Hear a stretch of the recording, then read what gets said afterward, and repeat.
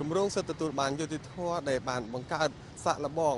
និងគ្រប់គ្រងដោយអង្គការ UNDP សម្រាប់ឲ្យក្រសួងយុតិធម៌និងក្រសួងមហាផ្ទៃយកទៅអនុវត្តទើបតែដំណើរការនៅខេត្តមួយចំនួនប៉ុណ្ណោះនៅក្នុងប្រទេសកម្ពុជាក្នុងបំណងបង្កើនសមត្ថភាពទៅនឹងការដោះស្រាយក្រៅប្រព័ន្ធតុលាការតើគម្រោងមានប្រសិទ្ធភាពយ៉ាងណាសូមអញ្ជើញតាមដានទស្សនាដូចតទៅ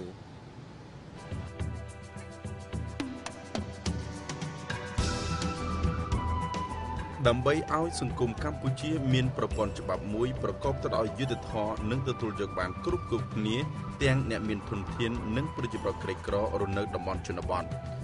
គម្រោងសិទ្ធិទទួលបានយុត្តិធម៌អនុវត្តដោយក្រសួងយុត្តិធម៌និងក្រសួងមហាផ្ទៃក្រោមការជួយឧបត្ថម្ភពីអង្គការកម្មវិធីអភិវឌ្ឍសហប្រជាជាតិប្រចាំនៅកម្ពុជា UNDP បានរៀបចំបង្កើតឲ្យមានមណ្ឌលសេវាកម្មយុត្តិធម៌សាកល្បងនៅតាមស្រុកសម្រាប់ដោះស្រាយទំនាស់នៅក្រៅប្រព័ន្ធតុលាការក៏ដូចក្នុងប្រព័ន្ធតុលាការយកចាត់ទុកដាក់ណា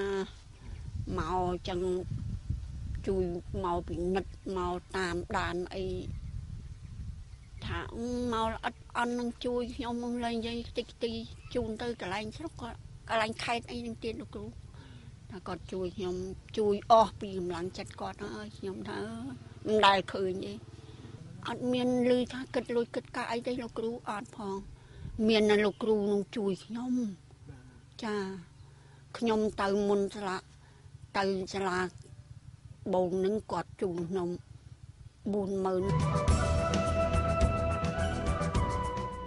ទោះបីជាមានការជួយលើកកម្ពស់នៅសេវាយុត្តិធម៌ពីសំណាក់អង្គការ UNDP ក្នុងគោលបំណងសម្ដៅធ្វើយ៉ាងណាឲ្យមានគុណភាពនិងប្រសិទ្ធភាពក្នុងការដោះស្រាយជូនដល់ជនរងគ្រោះដោយមានការជួលមេធាវីសម្រាប់ការពីហើយក៏ដោយក៏បញ្ហាយុត្តិធម៌ពិបាកស្វែងរកដែរនៅពេលដែលយើងដាក់ពាក្យបណ្ដឹងទៅតុលាការនៅខាងតុលាការគេមានការយឺតយ៉ាវនៅនីតិវិធីនឹងដូចជាករណីដែលពាក់ព័ន្ធជាមួយនឹងការទទួលបណ្ដឹងហើយនិងការចាត់ចែងបណ្ដឹងចំណែកលោកក្លូតពេជ្រប្រធានសាលាដំបងខេត្តកំពង់ស្ពឺមានប្រសាសន៍ថាមានសំណុំរឿងខ្លះមិនអាចបើកសវនកម្មជំនុំជម្រះបានភ្លាមទៅតាមការដាក់ពាក្យបណ្ដឹងនោះទេគឺគេត្រូវតែធ្វើការសិក្សាស្រាវជ្រាវស្វែងរកភស្តុតាងនិងសាក្សីឲ្យបានគ្រប់គ្រាន់ជាមុនសិនមុនដំណើរការរឿងក្តីនៅក្នុងតុលាការការធ្វើបែបនេះសម្ដៅធ្វើយ៉ាងណាទាំងភាគីជនជាប់ចោទនិងជនរងគ្រោះទទួលបានភាពយុត្តិធម៌បើសិនជារឿងបាត់រំលោភវិញគឺតុលាការគឺថាការដោះស្រាយនឹងយូរណាស់មិនឆាប់ទេ2ខែឬ3ខែក៏យើងស្រាវជ្រាវរកភស្តុតាងហើយជាពិសេសណែបើសិនជាមានការរំលោភលើអនិច្ចជនឬរំលោភលើនារីគឺទៅការកសលវិច័យពីពេទ្យហើយរកភស្តុតាងដទៃទៀតដើម្បីដាក់បន្ទុកទៅលើជនល្មើសនឹងរួចបានយើងធ្វើបញ្ជូនទៅបើកសវនាការរហូតមកដល់ពេលនេះមានរយៈពេលជាង10ខែដែលអង្គការជំនួយផ្នែកច្បាប់នៃកម្ពុជាហៅថា LAC ទទួលបានរឿងក្តីប្រមាណ70ករណី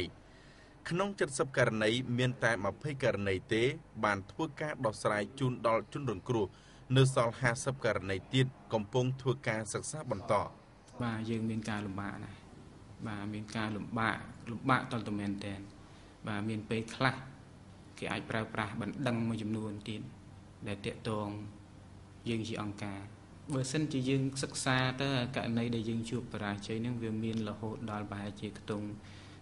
40ទៅ50%លោកយិនសុភាពបានឲ្យដឹងថាអង្គការ UNDP បានចំណាយថវិកាជាង$3 លានសម្រាប់អនុវត្តទៅលើគម្រោងសំខាន់ចំនួន4ពីឆ្នាំ2008ដល់ឆ្នាំ2010ក្នុងនោះមានគម្រោងរៀបចំឲ្យមានមណ្ឌលសេវាកម្មយុត្តិធម៌នៅតាមស្រុកមួយចំនួនខេត្តទាំង6គឺខេត្តកំពង់ស្ពឺកំពង់ឆ្នាំងសៀមរាបបាត់ដំបងរតនគិរីនិងមណ្ឌលគិរីហើយមកដល់ពេលនេះកំពុងដំណើរការ36ស្រុកគម្រោងពង្រីកសមត្ថភាពស្ត្រីនៅតាមសហគមន៍គម្រោងពង្រីកការដោះស្រាយវិវាទក្រៅប្រព័ន្ធតុលាការនិងគម្រោងលើកកម្ពស់សិទ្ធិទទួលបានយុត្តិធម៌សម្រាប់ជនជាតិដើមភាគតិច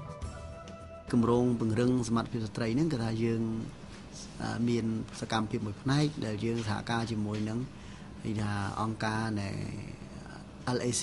នៃអង្គការគាំពៀបជំនួយផ្នែកច្បាប់នៅកម្ពុជាហ្នឹង LAC ហ្នឹងគឺថាអង្គការ LAC នេះគឺទទួលកុងត្រាពីយើងក្នុងភារៈជាអ្នកផ្ដល់មេធាវីសម្រាប់ការពារនៅពេលដែលយើងមានវិវាទអំពើហិង្សាក្នុងគ្រួសារឲ្យកើតឡើងទៅផ្ដល់មេធាវីសម្រាប់ជួយដល់ជនរងគ្រោះជាដើម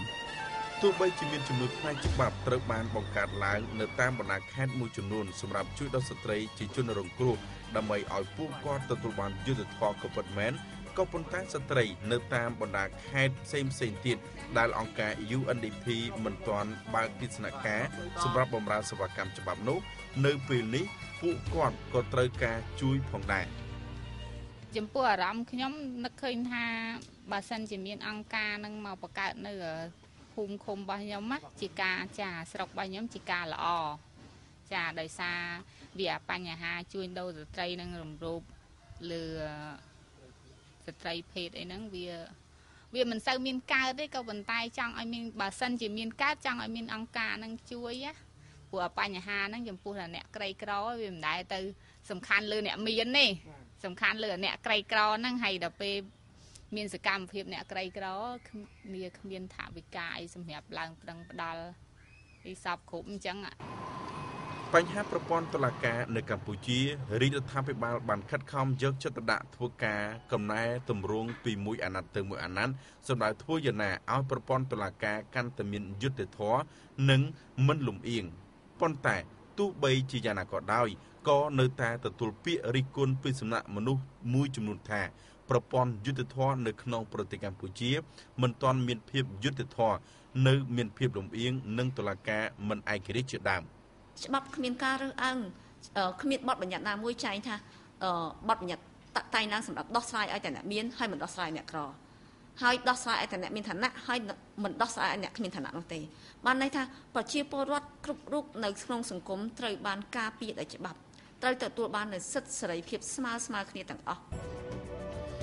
ចំពោះការដោះស្រាយបណ្ដឹងអំពីហិង្សាក្នុងគ្រួសារការចាប់រំលោភសេពសន្តិវៈការជួញដូរមនុស្សនិងការលាក់លែងរវាងប្តីប្រពន្ធត្រូវចំណាយថវិកាអស់ពី$100ទៅ$500អាមេរិកក្នុងមួយករណីតែបើការដោះស្រាយបញ្ហាដីធ្លីនៅខេត្តមណ្ឌលគិរីរតនគិរីរវាងជនជាតិដើមភាគតិចជាមួយអ្នកចំណូលថ្មីត្រូវចំណាយថវិកាអស់ពី$500ដល់ជាង$1000អាមេរិកមួយករណី